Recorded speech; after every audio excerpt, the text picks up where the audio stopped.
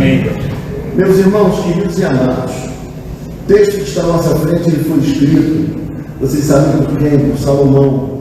Salomão foi aquele que, em lugar de pedir riqueza, fama, coisas que o valem, Salomão pediu sabedoria. E talvez não haja algo tão importante para que nós peçamos a Deus do que sabedoria. Porque existe uma diferença substancial entre conhecimento e sabedoria. Conhecimento é aquilo que a gente conquista indo aos bancos escolares. Conhecimento é aquilo que nós temos a chance de obter lendo bons livros.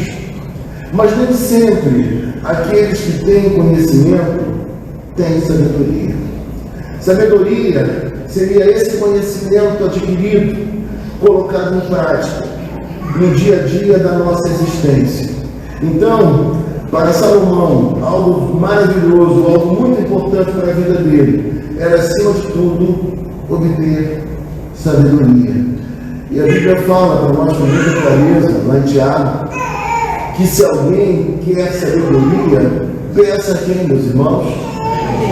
Peça a Deus. Se você nesta manhã está aqui entre nós e necessita de sabedoria para tomar decisões, para se encaminhar melhor na vida, você deve pedir a Deus, porque Ele, por certo, há de orientar a sua vida. O texto que está à nossa frente, ele mostra uma retrospectiva, um olhar para trás deste homem chamado Salomão, um homem muito culto, muito preparado, o grande rei de Israel, mas que ele olha para trás e ele começa a refletir sobre a sua própria existência. O que aconteceu comigo, o que eu fiz com a vida, o que valeu a pena, o que não valeu a pena. Então ele faz essa análise que nós fazemos vez por outra. Existem momentos que a gente se pergunta: como é que está a minha história, como é que está a minha vida, como eu tenho vivido o meu tempo, o que tem sido prioridade para mim, o que não tem sido prioridade. Vocês devem lembrar que Jesus, certa feita, num momento dramático da sua história, ele foi orar no Getsemane. E lá no Getsemane, ele leva consigo alguns discípulos. E o que ele percebe? Que alguns discípulos começaram a dormir. E ele estava num momento de agonia, de aflição profunda, o Getsemane.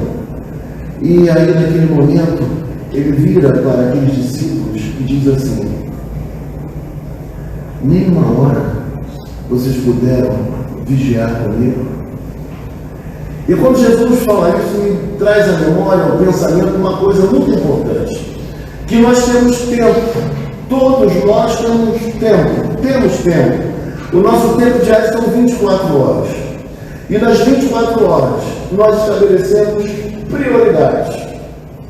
Aquilo que é importante, aquilo que nós devemos fazer, que ocupa um lugar de destaque na nossa agenda. Mas, nem sempre nós escolhemos ter uma hora para Deus. Nem sempre nós conseguimos vigiar durante uma hora com o nosso Senhor. Muitas vezes não conseguimos durante uma semana inteira encontrar uma hora para vir ao culto, para adorar a Deus, para orar, para ler a sua palavra, para ouvir uma explanação das Escrituras Sagradas. E o tempo, meus irmãos, ele passa tão rápido que o apóstolo Paulo ele diz lá aos Efésios, capítulo 4, que nós devemos remir o tempo. E talvez você me pergunte: pastor, mas o tempo é tempo. O tempo, quando passa, não há mais como nós recuperarmos, porque o tempo já passou, o tempo já se foi. Pastor, que história é essa de remir o tempo? O que seria isso? Eu digo para você na manhã de hoje: se você sente que o seu tempo foi embora em muitas atividades desnecessárias, em muitas coisas que não eram relevantes, se você não fez o que deveria fazer no seu tempo até aqui, com a idade que você tem, saiba de uma coisa: você pode render o tempo. E como seria isso? É tomar as decisões devidas e necessárias. É dedicar um tempo precioso àquilo que é mais importante, aquilo que é valioso. Em primeiro lugar, eu diria a você: tempo para Deus na sua vida. Depois eu diria também que existem momentos na nossa vida que nós precisamos priorizar algumas áreas. Existem momentos que nós estamos com um familiar doente, seja uma doença física, seja uma doença da alma, mas nós precisamos dedicar um tempo a ele ou a eles, dar atenção, ainda que a gente precise com isso diminuir um pouco a nossa atenção para outras áreas. Mas nunca devemos nos esquecer de Deus, do culto, da oração, da vida piedosa. Existem momentos que a mulher teve um bebê e você precisa estar ao lado dela naquele período de resguardo até que as coisas voltem ao normal. Isso é uma expressão de amor legítima e você deve fazê-lo. Dedicar o tempo àquilo que de fato é necessário. Se você está com o objetivo de passar no concurso público, obviamente você precisará destinar um tempo significativo para que você se saia bem nas provas. O tempo. Tem uma pessoa muito cara para mim, minha companheira, minha esposa, que ela costuma dizer que o tempo passa rápido sim, mas dá tempo para se fazer muitas coisas na vida. Ela é rápida, ela é ligeira, mas o que é mais importante ainda é a qualidade do tempo que nós estamos vivendo. O que é importante é olhar para trás e pensar como foi o nosso tempo empreendido e gasto na relação com as pessoas amadas e queridas. Fomos nós bons amigos, nós fomos companheiros leais, nós marcamos a vida de pessoas especiais e fomos marcados por elas.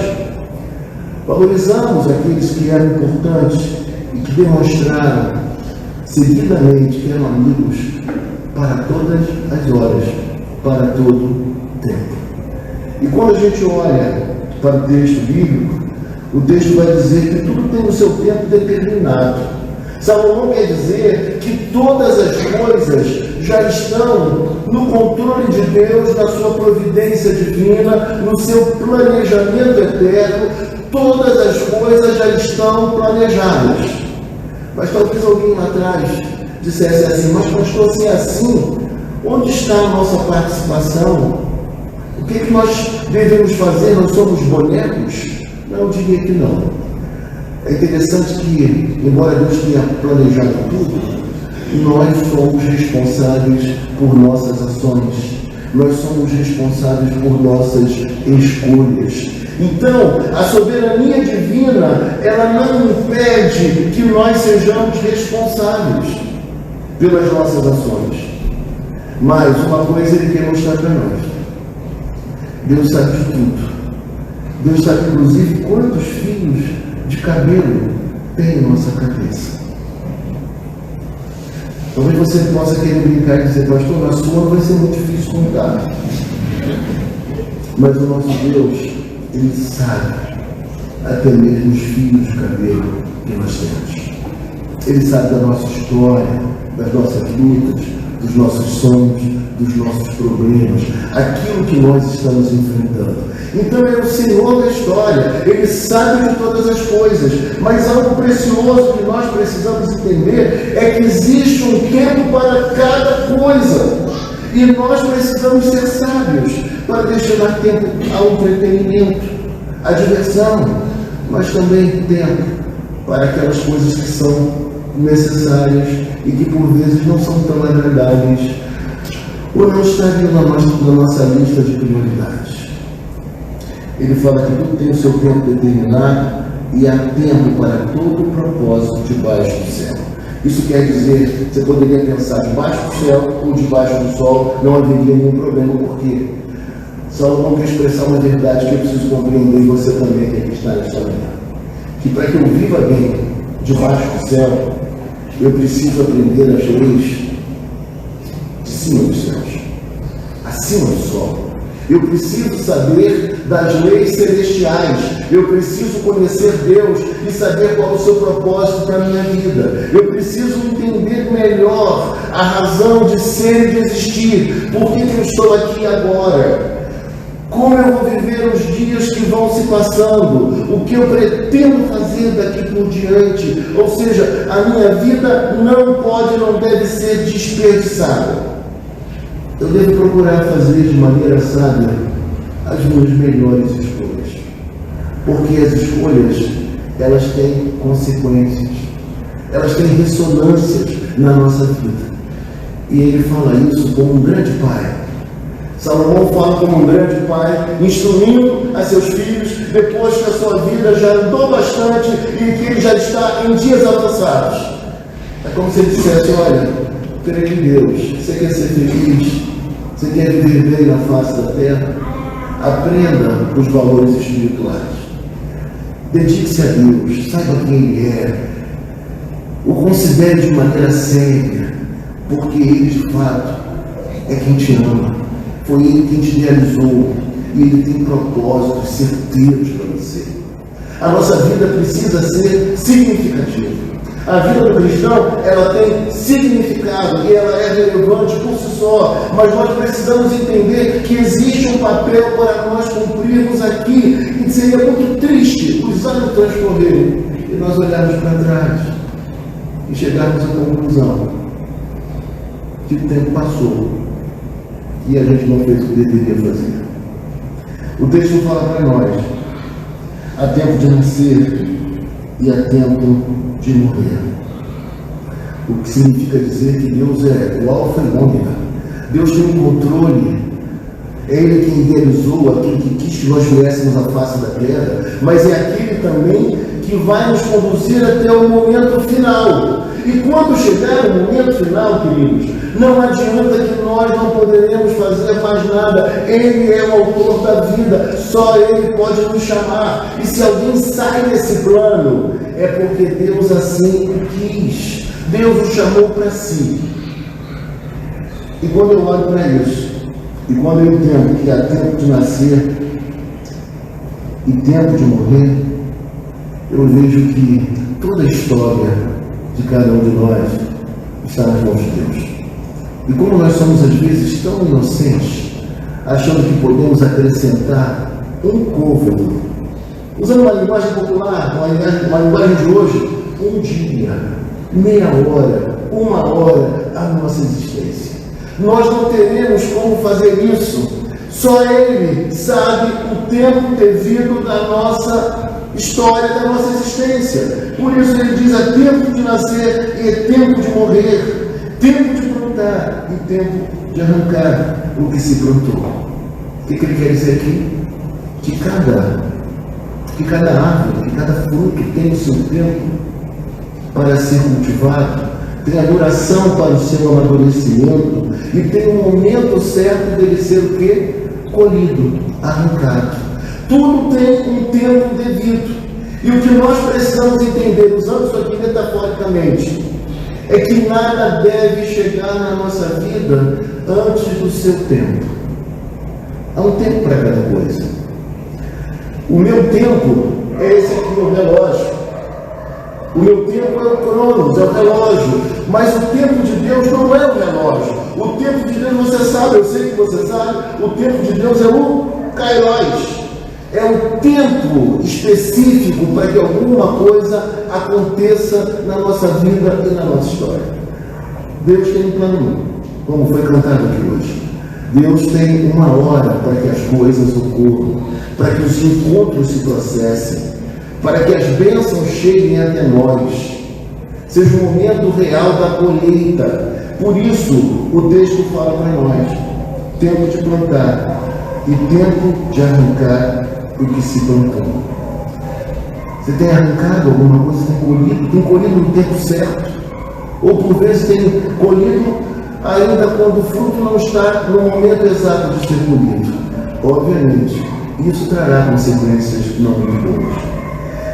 No versículo 3 ele vai dizer: tempo de matar e tempo de curar, tempo de derribar e tempo de edificar. É como se ele dissesse para nós que a nossa existência, ela tem momentos antagônicos. Ela tem o momento do nascimento, mas também tem o momento da morte. E nós precisamos encarar essa realidade. Ele está dizendo para nós que existem momentos em que nós partiremos, mas que existirão momentos em que nós seremos curados. Eu já fui visitar pessoas que aparentemente não saíram vivas daquela internação. E Deus as tirou de lá. Mas também já vi casos de pessoas que, com um problema mínimo, uma coisa aparentemente normal, foram internadas, contraíram uma bactéria e vieram a falecer. Mas mesmo assim, o tempo é o tempo de Deus. O tempo é a hora certa das coisas acontecerem na minha vida e na sua vida também. E no versículo de número 4, ele vai dizer assim: tempo de chorar e tempo de rir. Inevitavelmente, entre nós aqui, nós teremos pessoas que na manhã de hoje, por certo, estão chorando. Mas nós temos outras pessoas na mesma manhã que estão felizes por algum motivo de alegria, por alguma coisa que aconteceu com elas. Então os momentos são variados na nossa vida. Não há ninguém que não terá um tempo de choro, mas também não há ninguém que não tenha um tempo de alegria, de felicidade, de sorriso. Tudo isso faz parte da nossa vida. É tempo de chorar e é tempo de rir. Eu queria compartilhar com vocês, são 15 anos de ministério. Houve uma manhã que eu recebo a notícia do falecimento da mãe de um amigo. E eu fui fazer o sepultamento naquela manhã, logo após o culto. Mas naquele mesmo dia, à noite, nós tivemos um aniversário. O aniversário da minha filha. A mãe de uma pessoa querida faleceu no dia do aniversário da minha filha. E eu, como pastor, chorei com meu amigo no sepultamento de sua mãe.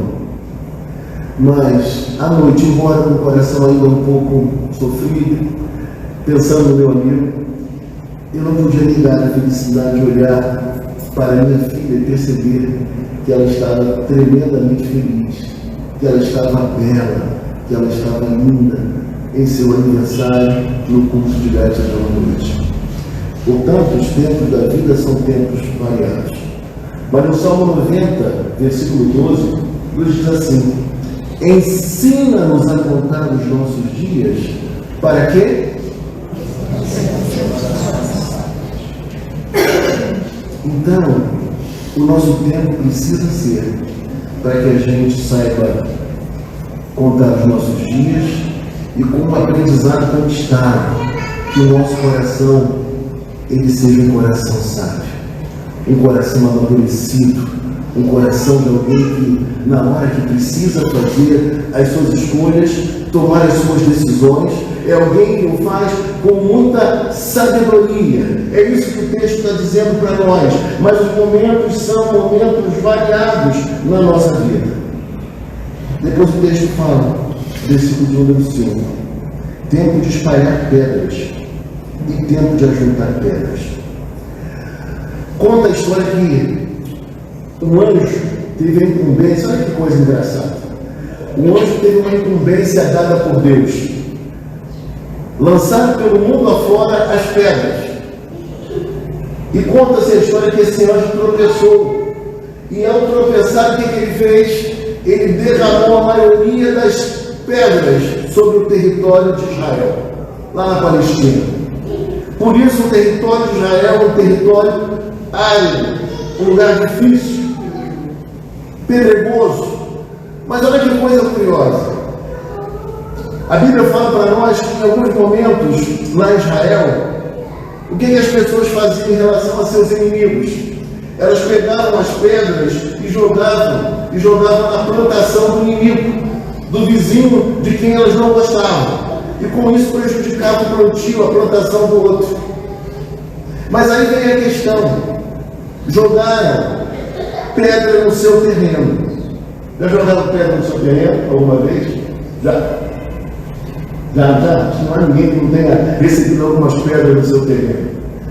Miguel levantou a mão agora, eu já recebi algumas pedras. Eu diria para você uma coisa nesta hora: O problema não se dá quando as pessoas jogam pedras em nosso terreno. O problema está o que nós faremos, ou a solução do problema está o que nós faremos com as pedras que jogaram em nosso terreno. O que você tem feito com elas? Você pode fazer o quê?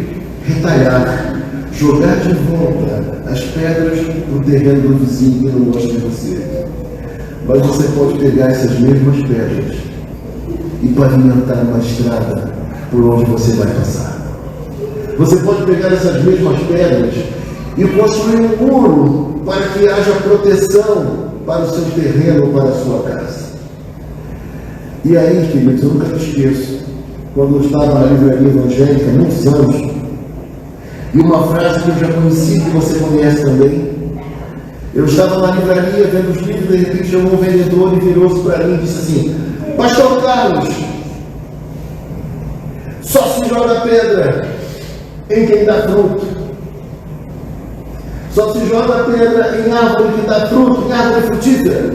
E quando ele me falou aquilo, embora eu conhecesse esse adágio popular evangélico já há muito tempo, quando ele falou, eu falei: epa, parece que é algo para mim. É como se Deus estivesse falando comigo neste momento. E eu quero falar para você na manhã de hoje.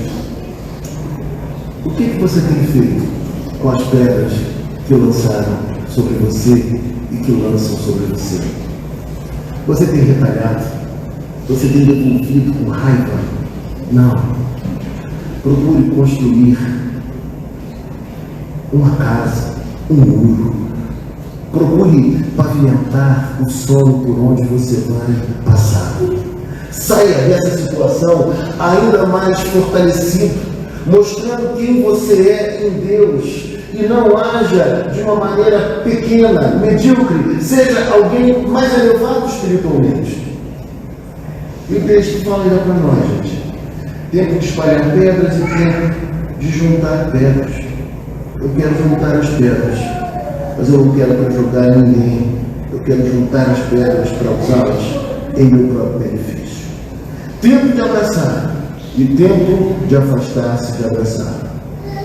O que ele quer dizer aqui, gente? Preste atenção.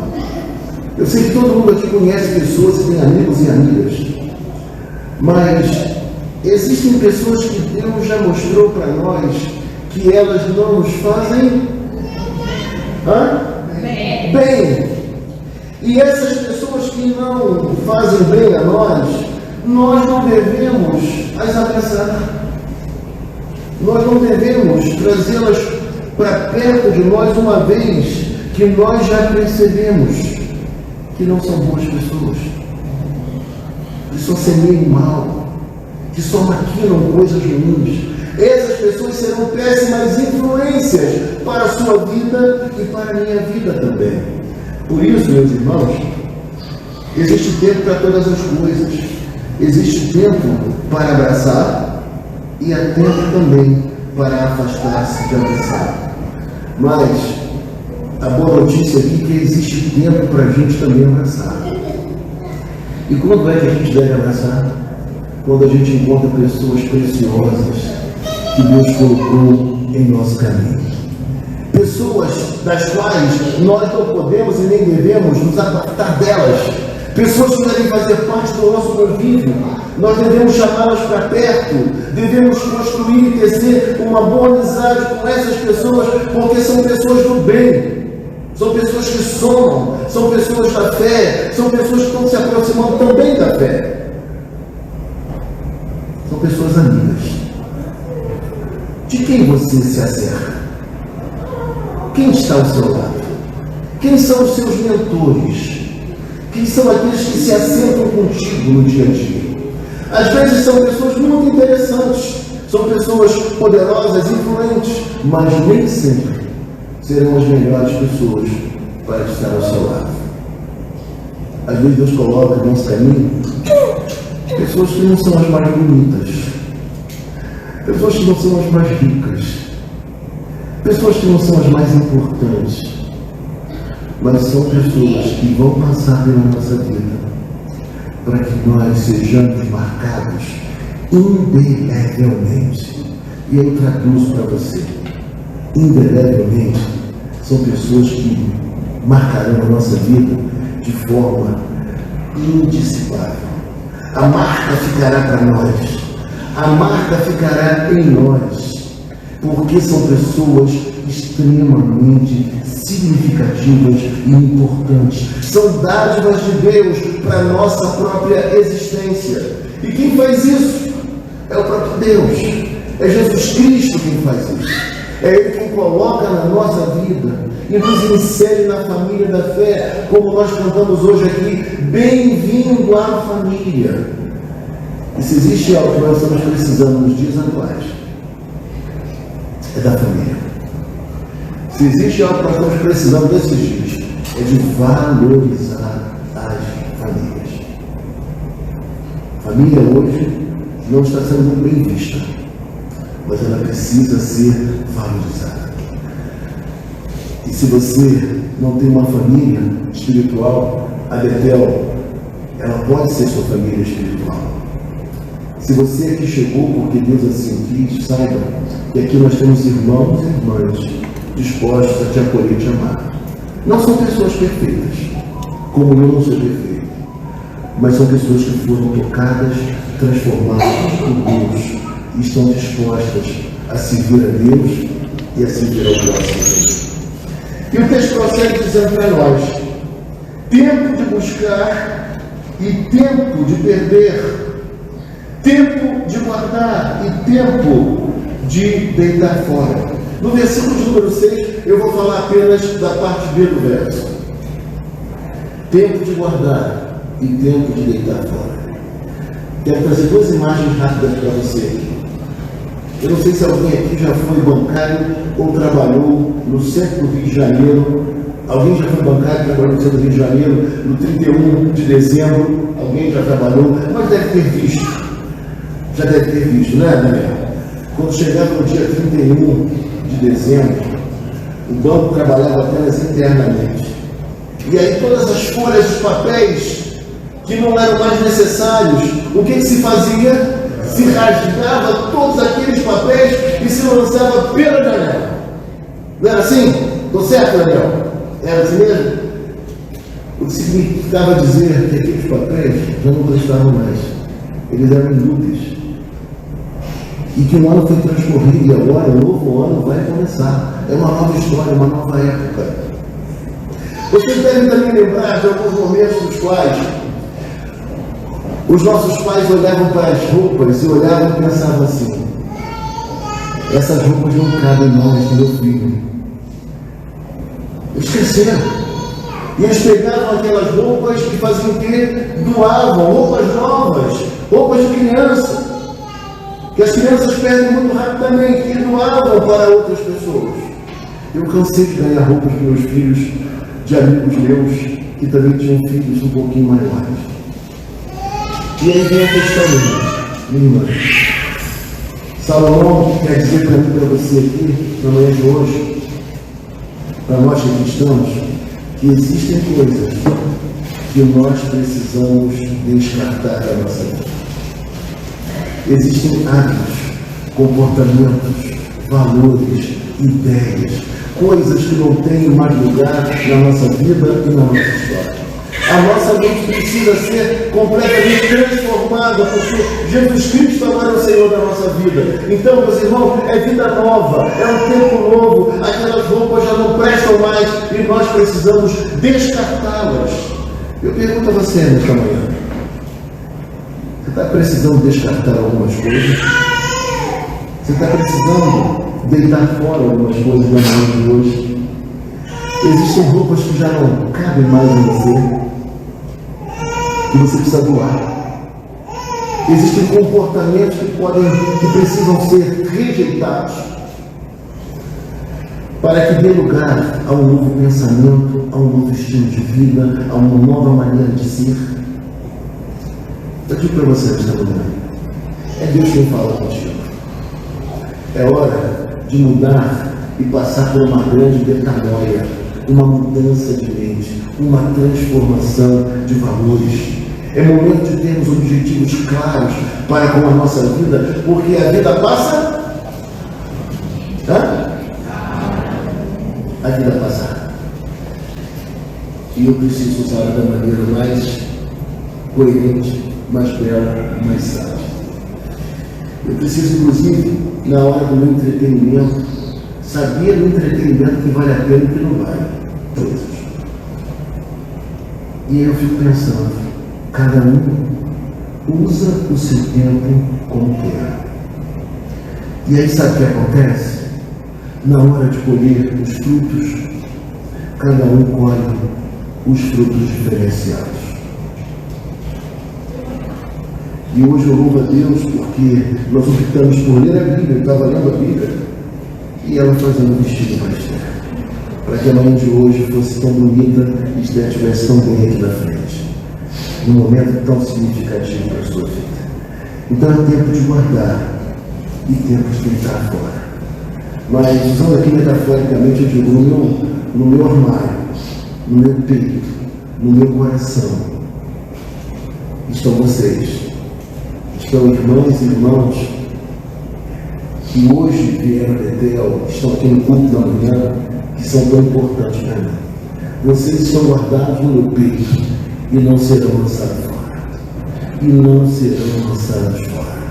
Ainda que o tempo passe, ainda que os dias possam prosseguir, se adiantar, vocês fazem parte da minha vida e marcaram o meu coração de forma indelével.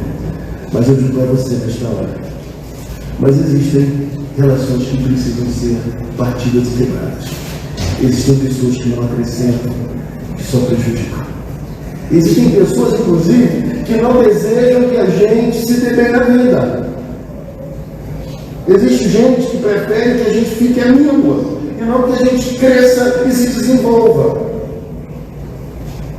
E Salomão sabia muito bem disso, e nós, pela experiência de vida, nós também sabemos que tais coisas acontecem. Só que nós não vamos olhar para elas, nós vamos caminhar para frente. Versículo 7. Tempo de rasgar e tempo de coser. O que seria tempo de rasgar, irmãos? Lá em Israel, quando uma notícia triste chegava, a morte de alguém, algum problema na sociedade, alguma coisa muito grave acontecia em Israel, o que eles faziam? O que o judeu fazia? O judeu fazia o que, gente? Ele rasgava as suas vestes. No sinal de luto, de tristeza, pela perda, pela separação, pelo momento triste, pela notícia desagradável que chegou. Mas depois que passava o tempo do luto, o tempo da tristeza, o tempo da dor, o que eles faziam? Eles costuravam a roupa outra vez. E o que isso significava, meus irmãos? Sabe o que? Presta atenção. Isso significava dizer que o luto teve o seu tempo, mas acabou. Agora a vida precisaria prosseguir, precisaria avançar. A pessoa precisaria voltar às relações, aos empreendimentos, à sua existência. Deveria ser assim. Então, por isso há tempo, meus irmãos, de rasgar, mas também há tempo de coser. E talvez para muitos hoje, na manhã de hoje, seja tempo ainda de rasgar. Mas existem outros que já chegou o tempo de coser, de voltar à vida, de voltar a abrir o coração, de voltar a ter esperança e caminhar para frente. É sabedoria que nós precisamos ter, que a Bíblia nos traz. Há tempo de calar e há tempo de falar. Há tempo em que nós precisamos saber a hora de abrir a boca e defender alguém que precisa de defesa, mesmo que nos coloquemos em risco.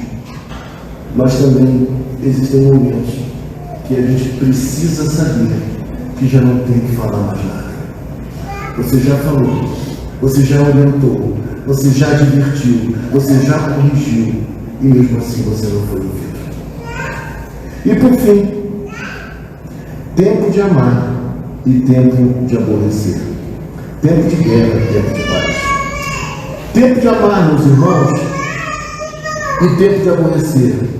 Toda a relação, mesmo sendo uma relação de amizade e de amor, ela terá um momento de aborrecimento, de tristeza, de embate, de contradição. Então há tempo para amar, mas também há tempo em que nós iremos nos aborrecer, porque tudo isso faz parte da vida. Há tempo de guerra e tempo de paz. Existem momentos, inevitavelmente, que nós teremos que guerrear. Guerrear em todos os sentidos que você possa imaginar. Guerrear pelos seus sonhos, lutar pela sua família. Você precisará empreender uma força tremenda diante de um quadro difícil e desafiador. Tempo de guerra. Mas também chegará no tempo de paz. O tempo de você se harmonizar com o outro. O tempo de você reatar relacionamentos. O tempo no qual você poderá viver um tempo de tranquilidade, um momento de paz. E esse momento também vai chegar. Mas o que Salomão quer mostrar para nós é que todos esses momentos fazem parte da vida e fazem parte da história. Mas a grande diferença é que nós precisaremos ter Jesus ao nosso lado.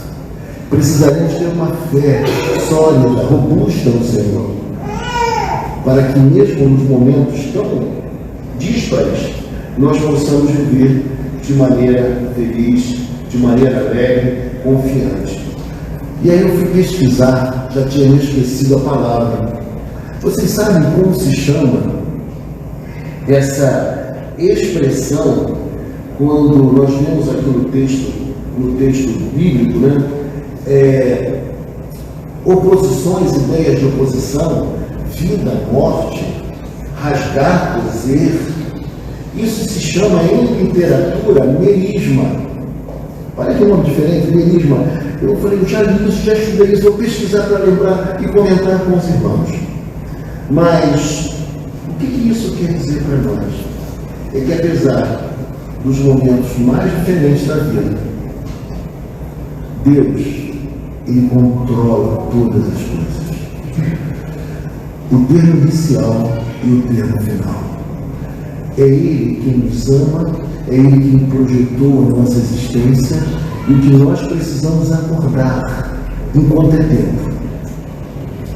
Acordar para entender que a nossa vida só faz sentido se nós a vivermos para a sua glória e para o seu louvor.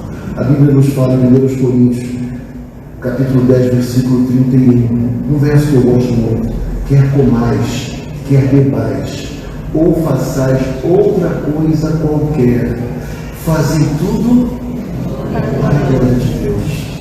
Então, seja o seu momento de tristeza ou de alegria, seja um momento de rasgar ou de coser, seja um momento de você abraçar ou deixar de abraçar, faça tudo para a glória de Deus. Na manhã de hoje eu quero orar. Nós queremos orar por pessoas que estão aqui, mas que talvez estejam com o coração ainda precisando ser costurados. Pessoas que talvez estejam aqui hoje, mas que talvez ainda estejam querendo o amor de quem não merece seu amor. Talvez nós tenhamos pessoas aqui nesta manhã desejando o amor de quem já provou que não nos ama. E por vezes nós somos assim. Por vezes o ser humano é assim. Ele deseja essa carência exacerbada dos nossos dias. Ele deseja ser amado por quem não gosta dele de jeito nenhum. Seria loucura, seria insensatez. Nós temos que amar até os nossos inimigos. Mas numa relação de amor precisa ser uma relação real, uma relação de mão dupla. Senão, meus irmãos, cadê o seu valor? Você que foi escolhido em Cristo, você que foi amado por Ele, fica pedindo, fica mendigando o carinho, o afeto, a atenção de gente que não caminha aí para você. Você foi amada você foi amado por Jesus Cristo. Comece uma nova jornada. Deus vai cuidar da sua vida. Deus vai colocar a casa em ordem. Mas se volte para Ele em primeiro lugar. Ele é de fato o grande amor da nossa existência. As demais coisas vão sendo organizadas posteriormente por Ele mesmo. Quero orar por você. Queremos orar por você. Quero convidar aqui o presbítero Alfredo, que ele venha fazer esta oração final. Que ele ore também pela minha vida, pelos meus 15 anos de ordenação. Ricardo já orou, Maurício já orou, Isaías já leu o texto aqui na frente. Não poderia deixar de pedir ao nosso presbítero que orasse também pela nossa vida. E ele está vivendo uma experiência assim nesse último dia, né, irmão? Ele está sendo reconhecido e valorizado. Um homem abençoado, inteligente, muito capaz. E o momento seu chegou, o momento do reconhecimento do seu valor, do seu trabalho, daquilo que você tem feito. Ele vai orar, mas eu quero perguntar, feche os seus olhos. Você que está aqui nesta manhã, diante de tudo que foi falado, se você se enquadra em algum ponto, em alguma coisa, se você carece da intercessão, se você carece da força para tomar uma decisão urgente, necessária, importante, guiado por Deus, nós queremos orar. Aonde você está? Levante a sua mão que nós vamos orar com você. Aonde você está? Amém. Amém, querido. Amém. Amém. Louvado seja Deus. Nosso presbítero vai interceder por vocês e por mim também, quando fim ao nosso culto. E nós já ultrapassamos aqui o horário. Estarei abraçando vocês na saída e batendo uma foto também, registrando. Vamos orar para o presbítero Alfredo. Amém, irmão. Vamos orar. E no momento que o nosso irmão Paulo Sobrinho estava louvando a Deus, ele cantava, né? Deus tem um plano em cada criatura, né? Eu comecei a abrir meus olhos com lágrimas, que foi a música que ele cantou no meu casamento. E a gente estava vivendo um momento muito difícil, estava desempregado naquela época, eu tinha 25 anos, 26. E um Deus maravilhoso, em qual não existe sombra de dúvida. Tu és o Deus que traz a vida, Tu és o Deus que concede as bênçãos e que abre as janelas dos céus. Senhor, atentai agora para o pedido dos teus servos, que aqui estão, Senhor, alguns, Senhor, chorando, pedindo, Deus, um milagre para as suas vidas, outros felizes por aquilo que o Senhor tem concedido a eles. Nós sabemos que Tu és o Deus eterno, o Deus todo-poderoso, em nome de Jesus Cristo, Seu Filho, que está à destra de Deus Pai todo-poderoso. Nós pedimos, Senhor, que as Tuas mãos, Senhor, estejam sobre cada um dos Teus servos. Abra as portas para aquele que precisa de uma porta de emprego. Abra, Senhor, conceda a cura para aquele que precisa de uma cura, e o qual já está desenganado pelo médico. O médico falou, não há jeito, mas o Senhor é o médico dos médicos, aquele que cura. Ajuda aquele, Senhor, que tem um processo na justiça e que aos olhos dele está impossível de conseguir essa vitória, mas Tu és o Deus, Tu és o juiz, o Jeová Sidkenu, aquele que é a nossa justiça. Amém. Intercedo, Senhor, por cada um e Te agradeço pelo meu pastor, em nome de Jesus. Amém. Amém. Vamos ficar em pé e receber a bênção.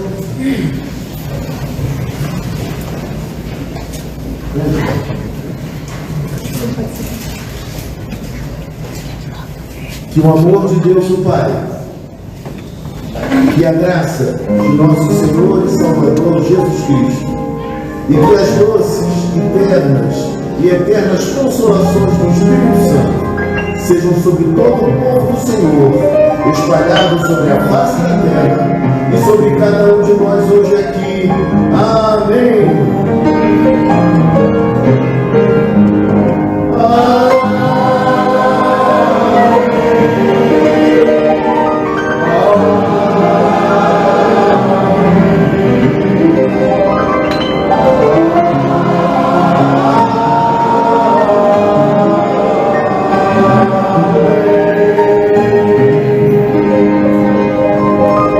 Podeis